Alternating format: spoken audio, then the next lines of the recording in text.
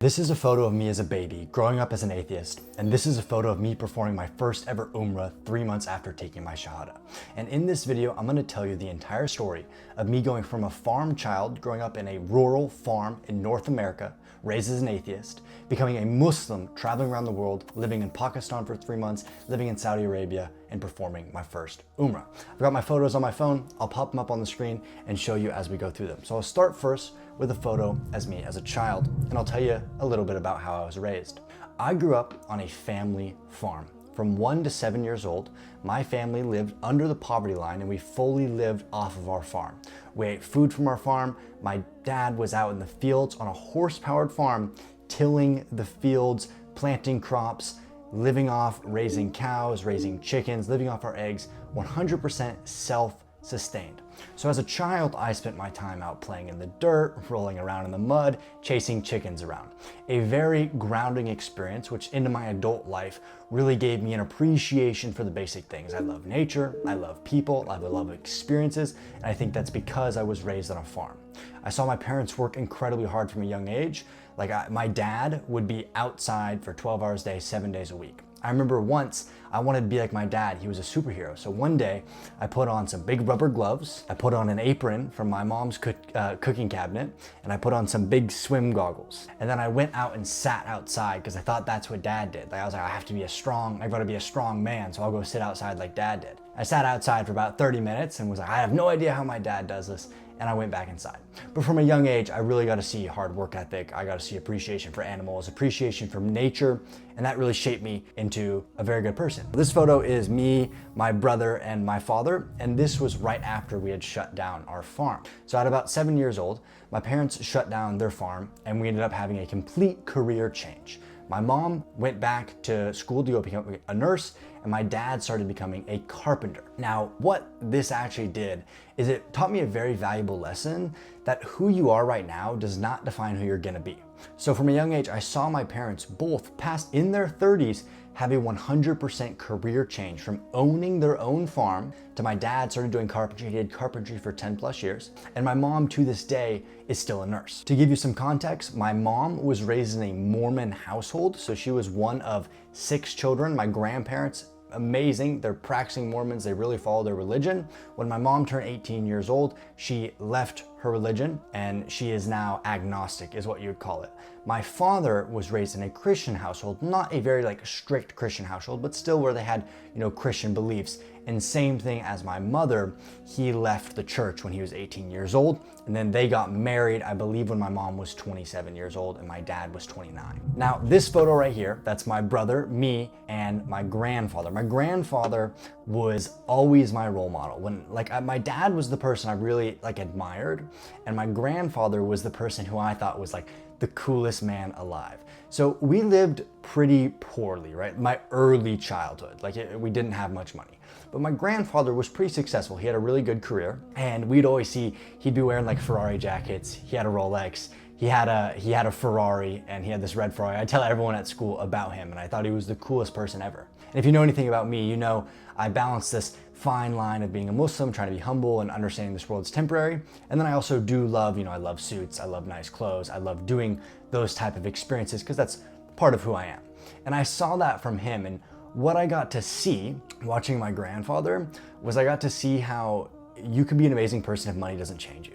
Right? He was super humble, he was super cool. He never thought he was better than anybody, yet he was usually the most financially well-off person ever around me. And my brother also really looked up to him. Now my brother, you see right here, he's 2 years older than me. My brother has been my best friend since day one. It's something that I'm so grateful for. I know a lot of people struggle, they don't have family who's incredibly close to them. I cannot relate to this. My brother and I have been best friends since day one. We'd go, have sleepovers at my grandma's house together. We would hang out after school and skateboard together.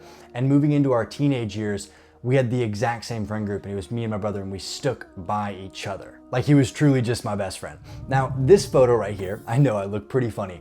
This was me when I was 15 years old. Now, after, my parents, all that changed, we ended up living more of what you'd call a normal life, normal family, normal school. And I ended up becoming a a rebel when I was about 13 years old. So I started getting into things that you shouldn't be doing things that were haram, right? And kind of living that lifestyle. I rejected authority. I'd argue with school teachers.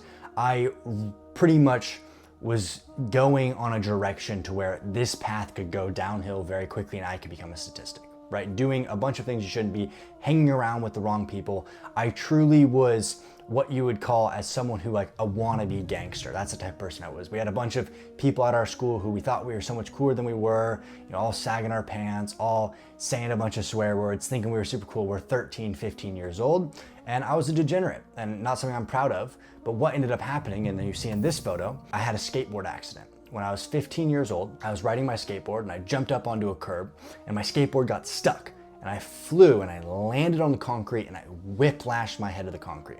Now this moment changed my entire life. Everything since then, my life has been completely different. I lost my memory. It wiped out pretty much everything, and I went for years struggling in darkness. So I would wake up and I'd throw up in the morning immediately because I was so concussed. Any loud sounds hurt so bad. I couldn't look at screens. I couldn't listen to music.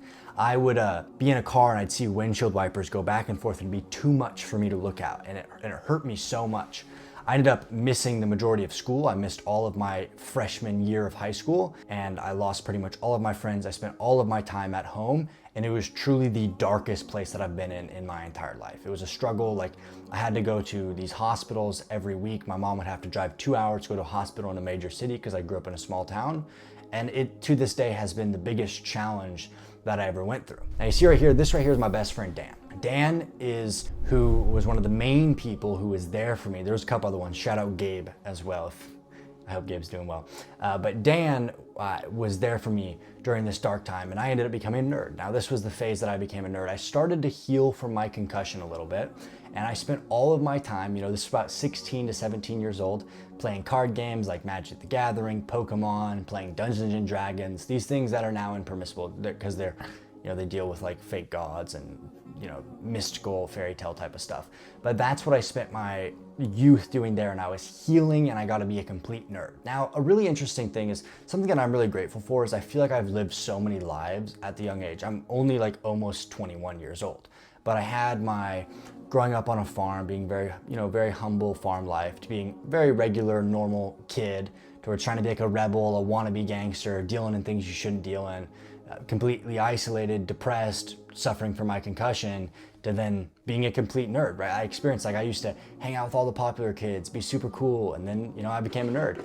And shout out Dan, he was really there for me, and it means a lot to me. Now, this is where everything changed. This is a photo of me in Pakistan. But let me give you some context to how I ended up getting here.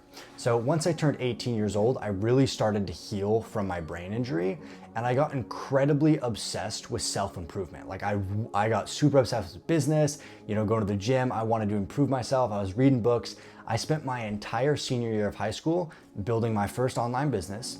I didn't go to any parties. I didn't do any of the cool stuff Americans do, like no prom, no homecoming, none of this. I was just so obsessed with becoming the best version of myself. I would go to school, I'd go to work, I'd work on my business. That was the only thing I did. And I was starting to heal, and I was starting to really get traction in my life, and I was healing from all of the pains, the struggles, and the demons that I faced in my past. Now, I graduated from high school, and I was a young man ready to make the world my oyster, do whatever I want. So I decided to start traveling the world. I traveled, I went to Warsaw, I went to Amsterdam, I went to Turkey, and what ended up happening is my business partner at the time was a Muslim. I met up with him in Turkey, and he decided he would travel the world with me. So we decided to go to Pakistan. I've made a full video on this on my page that you can watch. But we get to Pakistan, and now I've gone through the phases of, now the entrepreneur phase, right? Like the hustle entrepreneur. And now I'm entering another phase of my life of humbleness of religion. And I started meeting a bunch of Muslims. I was still an atheist this time. I was getting very introduced to the religion. I was, you know, healing from all of my traumas and my struggles. And I was spending my early adult life, not in the US, but in Pakistan. This ended up leading me to Islam. You know, the people there, they were so kind. It intrigued me. I looked into the religion. I ended up taking my Shahada when I was in Pakistan, and I became a Muslim. You can watch, I'll link the full video to my revert story in Pakistan in the video description. And that was beautiful. I think that you will enjoy that story. Now, I was in Pakistan, and we were gonna go to Saudi, and we were gonna continue our travels. And my friend said, hey, you know, my family, we're gonna go perform Umrah. You should come with me. I told him, I was like, you know what? I don't know if I want to do it. We got business, I'm trying to grow the business. And he said something to me that stuck with me to this day. He said, Canyon, the business is always going to be there. There's always going to be work to do. But your relationship with God, your deen, that always needs to come first. So I ended up performing my first ever Umrah. Here's the photo of me performing my first ever Umrah. It was a magical experience. I made a video on this, unfortunately got taken down. You know, inshallah, I'll make another video on that. But pretty much like it was the best experience of my entire life. It was amazing. So now you can see how I went from this farm child, the progression of my entire life, to leading me to Islam. Now, where I'm at right now is I'm on a journey of becoming the best version of myself. So since I performed Umrah, I went back to America, I've been running my businesses, I have a marketing agency, and then I started, posting Islamic content about 8 months after I became a Muslim. Alhamdulillah, I've grown pretty big and I try to inspire people. And really, I'm just on this journey to become the best version of myself and hopefully help others do that. One of my big missions is to help as many people become successful in this life and successful in the hereafter. And I hope that you can see that no matter where you are right now, no matter what life you are, you can change, you can become the person you want. Like my story is a testimony that there's no parts of your life that defines who you're gonna be. Right? If we take who I was as a farm child, he's set up, he's gonna be a rancher when he grows up. Then if you take me, when I was just a normal person, he's set up, he's gonna go to college, get a normal job, be a 9-to-5 worker, right? And then you take me, he's gonna be a gangbanger, he's gonna be a drug dealer and he's gonna grow up. Or, he's gonna be a nerd his whole life and he's gonna get fat and just stay in, card shops and play video games all day, right? He's just gonna be a hustle bro and only care about business and just like not care about anything else and neglect his health, his family, and relationships.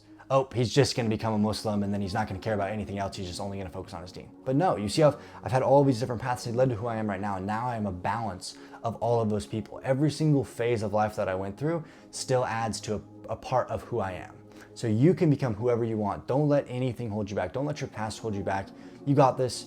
If you enjoyed my story, I post content every single day. There's a video every single day. You should subscribe to the channel and inshallah, I'll see you in the next video. Have a good one.